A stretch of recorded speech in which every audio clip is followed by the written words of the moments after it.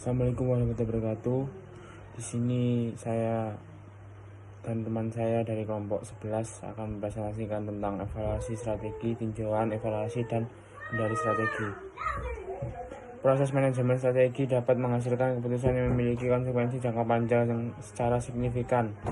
Keputusan strategis yang salah dapat mengakibatkan kerugian, dan untuk memperbaiki kesalahan tersebut merupakan hal yang sulit. Evaluasi strategi meliputi 3 aktivitas dasar, yaitu 1. Memeriksa dasar strategi perusahaan,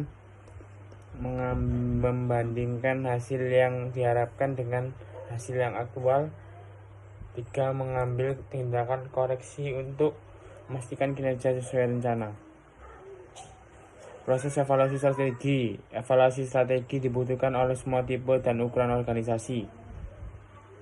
Evaluasi strategi sebaiknya mampu mempertanyakan ekspektasi dan asumsi yang dibuat oleh manajemen.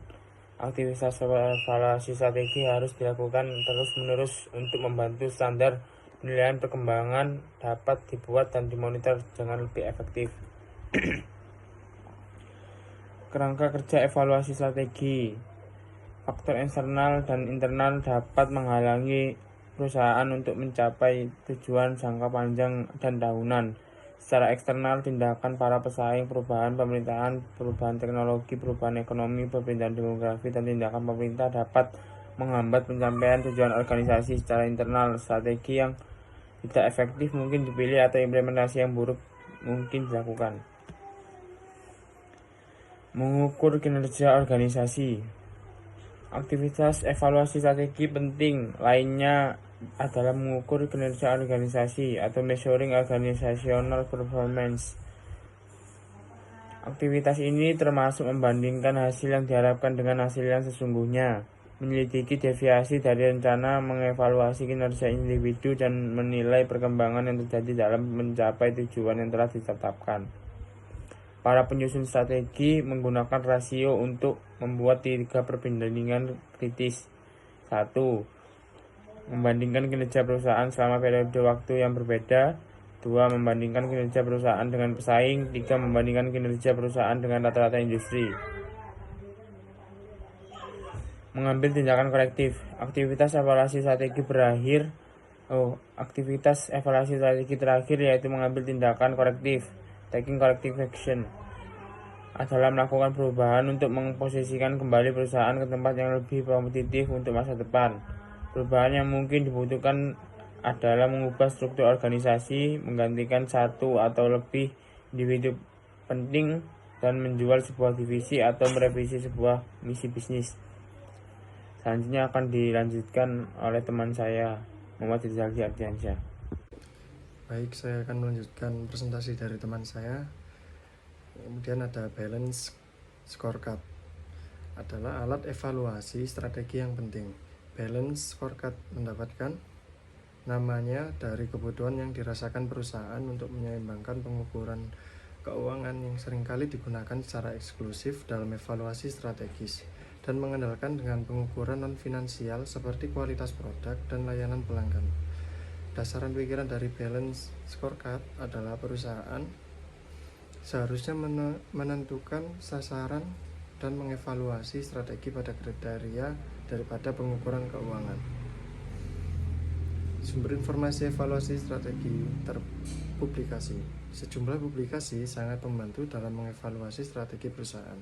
Sebagai contoh, Fortune setiap tahun mengidentifikasi dan mengevaluasi Fortune 1000 pabrikan terbesar dan Fortune 50 pengejar terbesar, perusahaan transportasi, utilitas, bank, perusahaan asuransi, dan perusahaan keuangan yang terdiverifikasi di Amerika.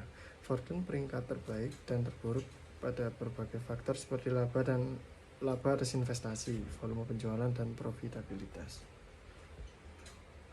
Karakteristik sistem evaluasi efektif. Evaluasi strategi harus mencapai beberapa syarat dasar untuk menjadi efektif. Pertama, evaluasi strategi harus ekonomis, di mana terlalu banyak atau terlalu sedikit informasi sama buruknya, dan terlalu banyak kontrol menyebabkan lebih banyak bahaya daripada kebaikannya. Evaluasi strategi juga harus memiliki maksud, di mana harus berhubungan dengan tujuan perusahaan. Evaluasi harus menyediakan informasi berguna bagi para manajer mengenal tugas di mana mereka kendalikan dan berpengaruh. Perencanaan kontingensi. Premis dasar dari manajemen strategik yang baik adalah perusahaan merencanakan cara untuk menghadapi kejadian yang diinginkan maupun yang tidak diinginkan sebelum hal tersebut benar-benar terjadi.